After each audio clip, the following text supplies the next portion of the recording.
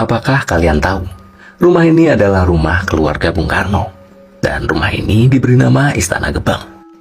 Istana Gebang merupakan situs bersejarah karena dulunya merupakan rumah masa remaja Presiden Soekarno.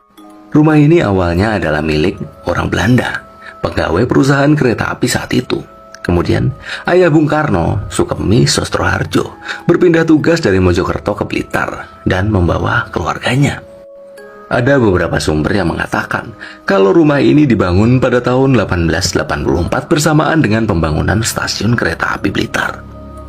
Keluarga Bung Karno mulai menempati rumah ini antara tahun 1917 sampai 1919. Saat itu, Soekarno baru menginjak masa remaja, yakni antara umur 16 sampai 18 tahun, karena lahir pada tahun 1901. Keluarga kakak Bung Karno, Bu Sukarmini Wardoyo, yang terakhir meninggali rumah ini. Kemudian pada tahun 2012, Istana Gebang diserahkan kepada pemerintah Kota Blitar. Di dalam bangunan utama, terdapat 5 kamar. 2 kamar depan dengan pintu penghubung adalah untuk tamu. Kemudian, 1 lagi ada di kamar Bung Karno pada saat masa remaja. Selanjutnya, kamar di samping ruang keluarga adalah kamar kakak Bung Karno, Sukarmini Wardoyo. Lalu sampingnya merupakan kamar ayah dan ibu Bung Karno. Setelah kedua orang tua Bung Karno meninggal dunia, kamar itu ditempati Bung Karno, yang saat itu sudah menjadi Presiden Republik Indonesia. Bagian tengah rumah utama merupakan ruang keluarga.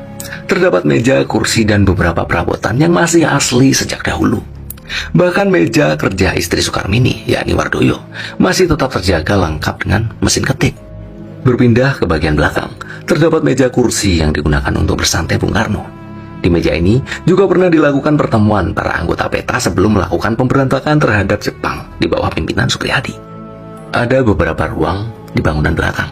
Pertama adalah ruang makan keluarga Bung Karno. Di sampingnya ada ruang abdi dalam yang kini menyimpan barang-barang lawas. Yang di belakang ada sumur tua yang dibangun sejak 1884. Volume air yang keluar dari sumber airnya tidak pernah habis sejak dibangun pada tahun 1884. Dan masyarakat setempat percaya sumur tua itu menyimpan berkah tersendiri.